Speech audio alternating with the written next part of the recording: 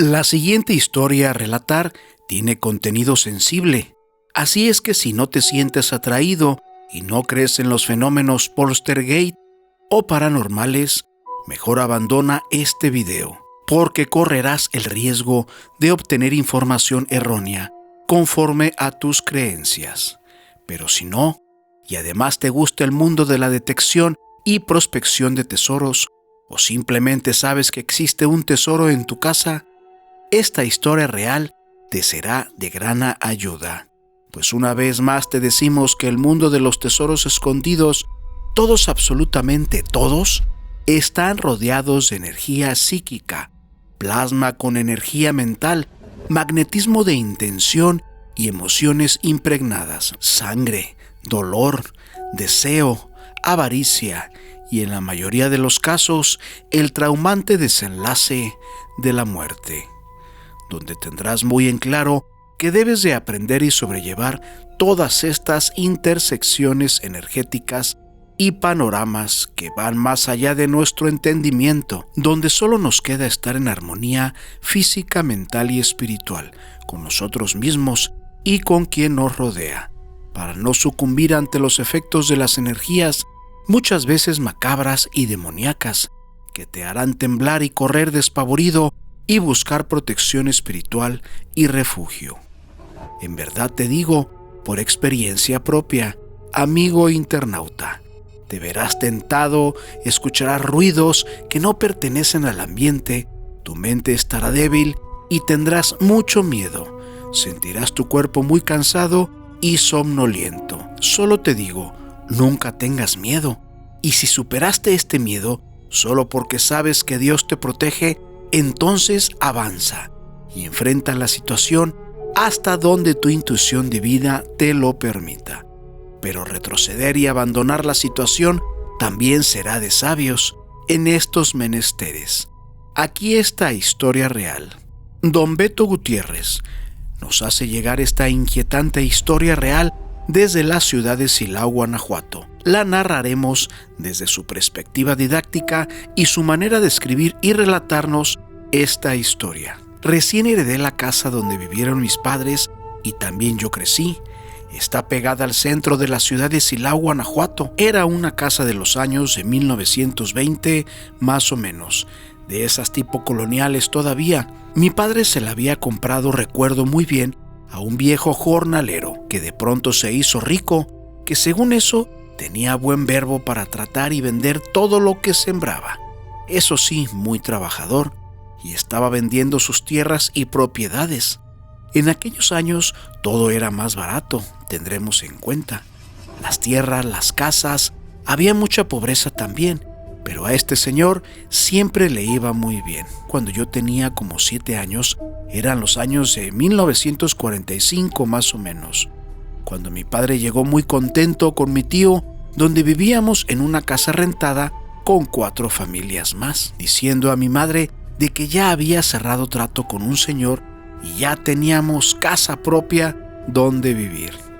Mi padre le pagaría esa casa mes a mes durante 15 años, el cual siempre le daba el dinero a un señor enviado por el dueño, que nunca conocí ni vi, pues mi padre no quería que nadie lo conociera, porque decía que tenía una cicatriz en la cara y que parecía un monstruo.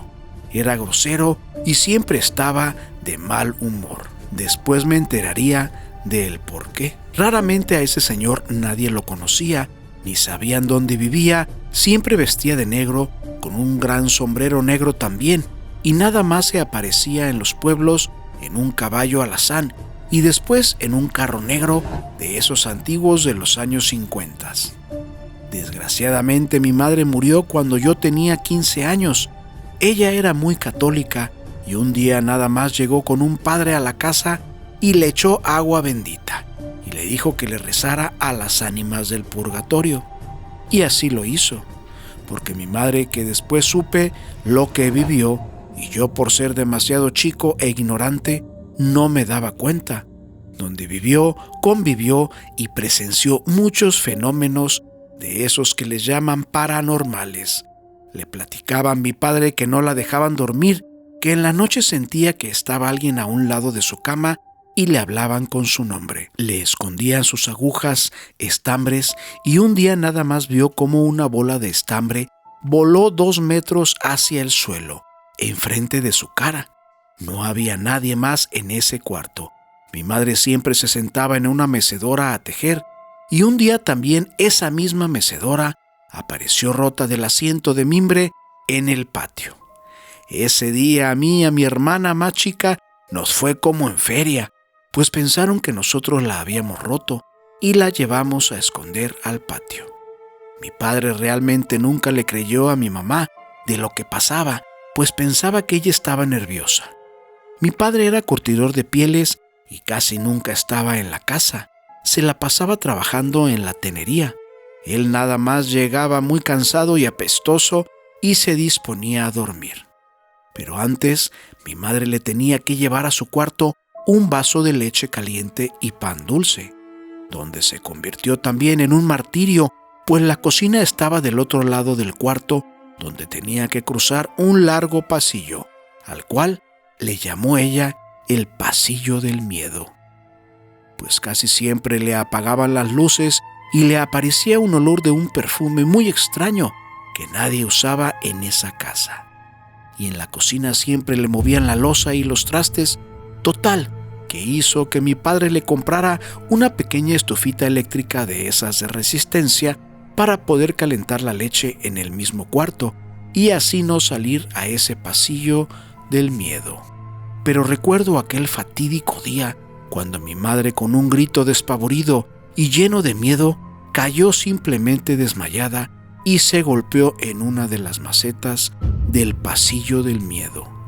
Lo único que nos decía, balbuceando y temblorosa, es que había visto a una mujer y una niña llenas de sangre en sus propias ropas y con la cara cortada a las dos. Eso fue suficiente para que mi pobre madre casi le diera un infarto, pues pensó que alguien se había metido a la casa todas ensangrentadas.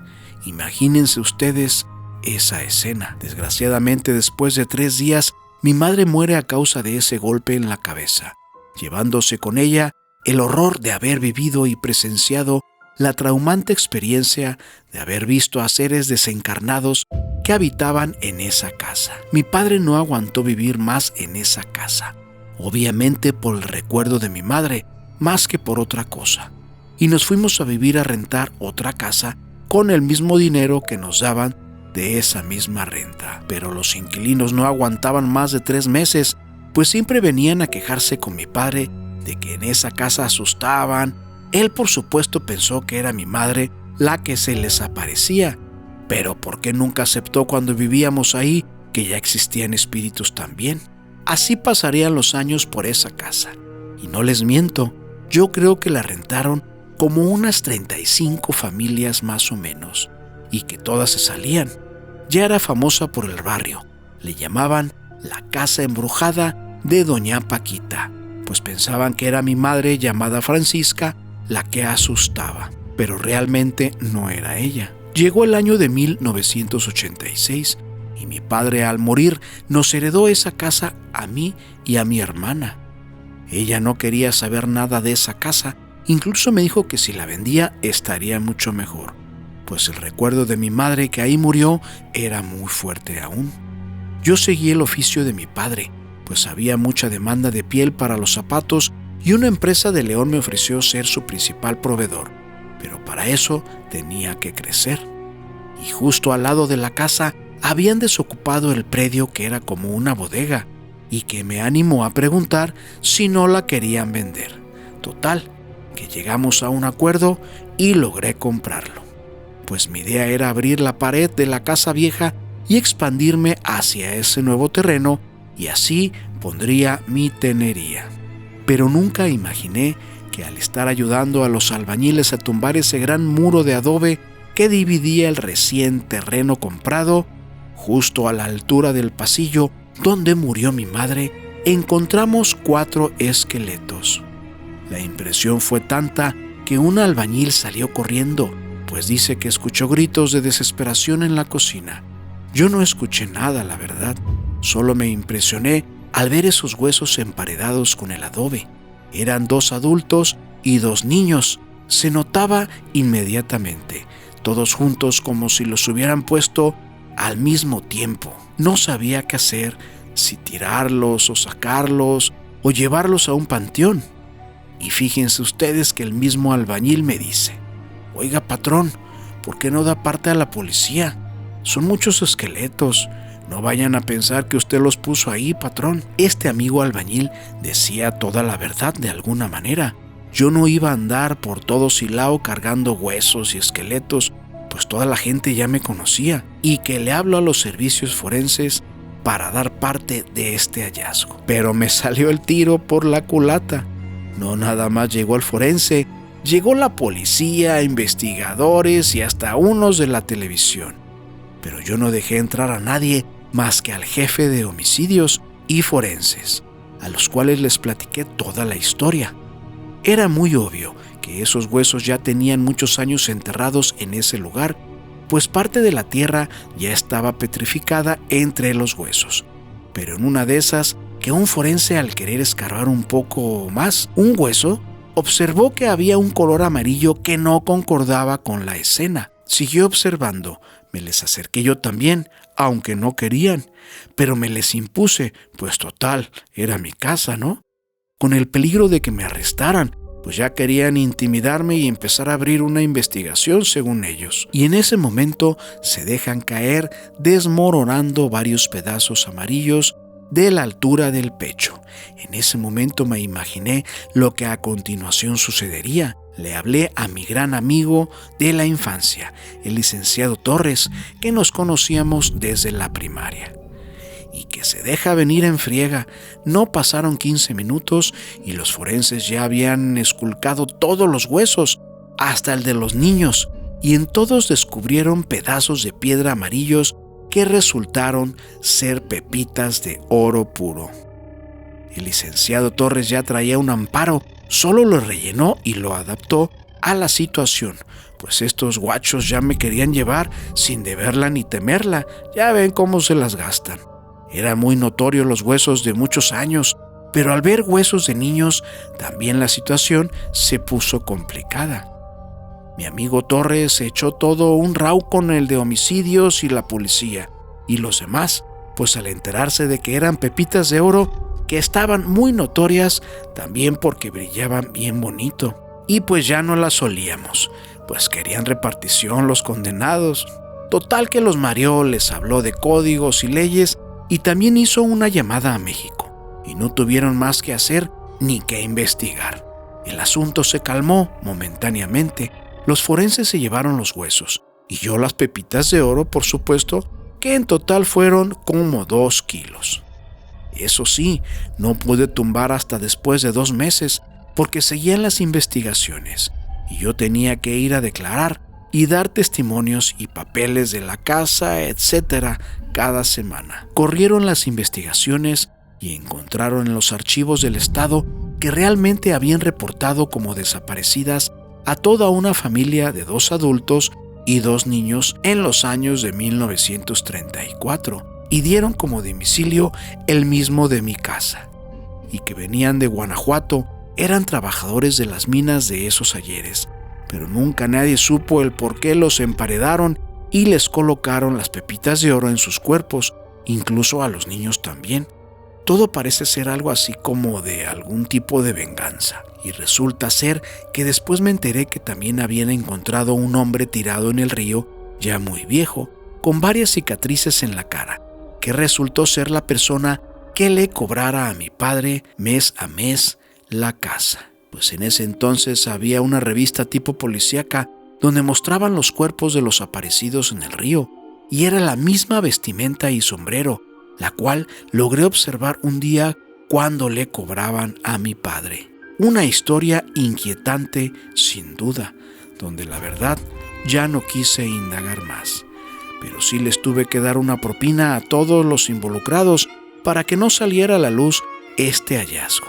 Jamás nadie en la casa ahora, ni mis hijos y esposa, ni en el taller de tenería, se volvieron a saber de casos paranormales.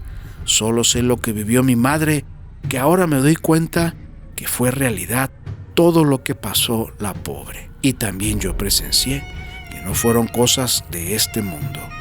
Si te ha gustado esta historia, por favor regálanos un like y suscríbete a este y a nuestro nuevo canal Explorando Historias. Hasta pronto.